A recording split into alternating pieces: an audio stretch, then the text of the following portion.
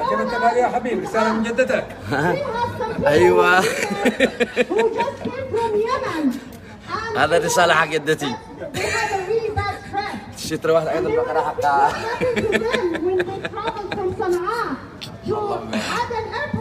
Down to USA. We have Badr Fuad, Asaizi. Can you come over? So we're going to listen to his story. Then we will listen to our representatives. We want them to listen to us. And also we have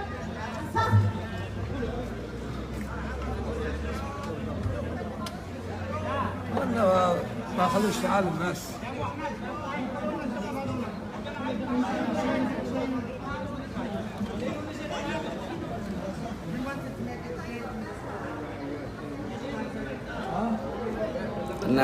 به لوحة واحد منزل لها اصبروا خليه يقلبها. تشوفوها بأول البث. قال رسالة من جدتي افتحوا المطار فتحوا لكم مليون قبر. السلام عليكم ورحمة الله تعالى وبركاته. I'll speak in English just for our elected officials to understand what I'm saying. I just went back to Yemen a few months ago. I got back to Yemen last month.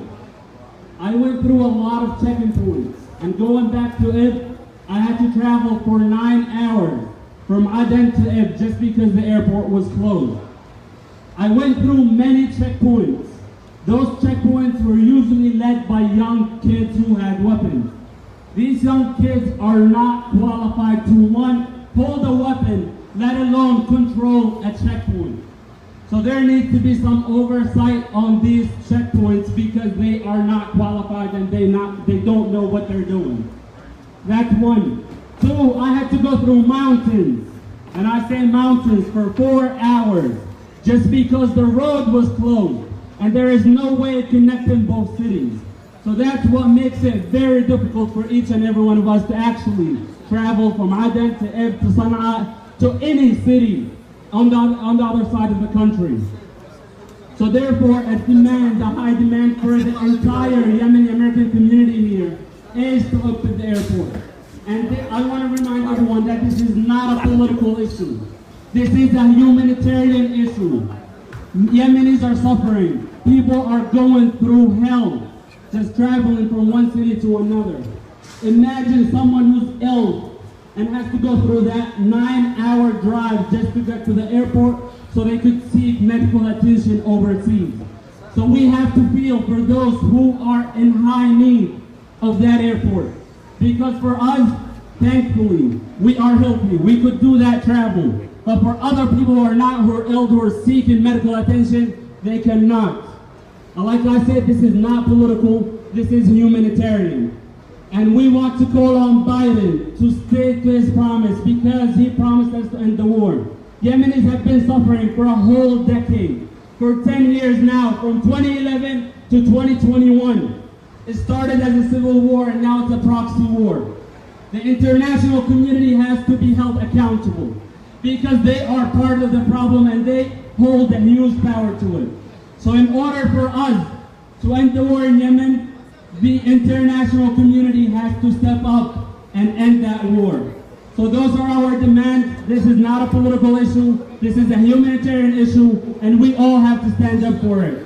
Yemenis are suffering. It's been way too long. A lot of us have gone through so much, and Yemenis deserve peace. Yemenis deserve to live a great life. Thank you so much, and I thank each and every one of you guys. Our officials are here, and we want them to know what we want. What do you guys want? Justice! What do you guys want? Justice! What do you guys want? Justice! In the dark times, we need the stars to shine. We have a star of our own in our community. His name is Ibrahim Ayyash. He is from the Michigan State Assembly. Mr. Ibrahim Ayyash, تفضل.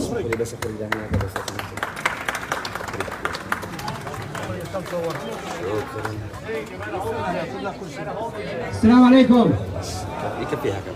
For those of you that don't know me, my name is Ibrahim Ayyash and I have the honor of representing the great city of Detroit and the city of Hamtramck in the Michigan House of Representatives. And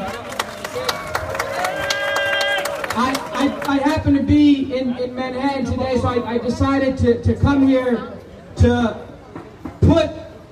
a human element to what's going on in Yemen.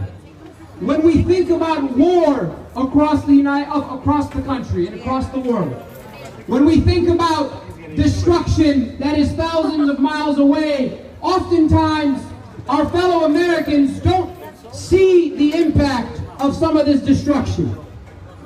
The stories of people in Afghanistan, the stories of people in Iraq and Vietnam and all across the world sometimes is overlooked.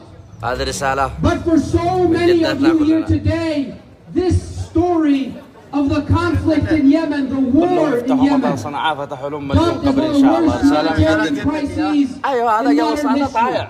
This is something that hits close to home. Every single one of you knows somebody in Yemen who is facing fear, famine, and fighting every single day. And now we have a story of somebody who came to the richest and most powerful country in the history of the world for opportunity. Abdulmalik السنباني. Can we? All right. If we can open up the space. يا جماعة ممكن تفتحوا الطريق للنساء. So, if I can just ask you guys to get everybody's attention, when I say no justice, you say no peace. No justice. No peace. No justice. No peace. No justice. No peace. And that is why we are here today. What we saw with Brother Abdulmalik was someone who came and got a taste of the American dream. An opportunity to go to school.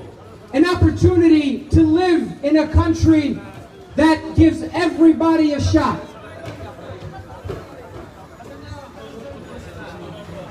And despite all of the struggles of black and brown folks and immigrants in the United States of America, he had some success. If you look at his pictures, the man had a beautiful smile. And when I see him, I see myself, someone no older than I am. Someone who believed in the promise of America. And when we went home,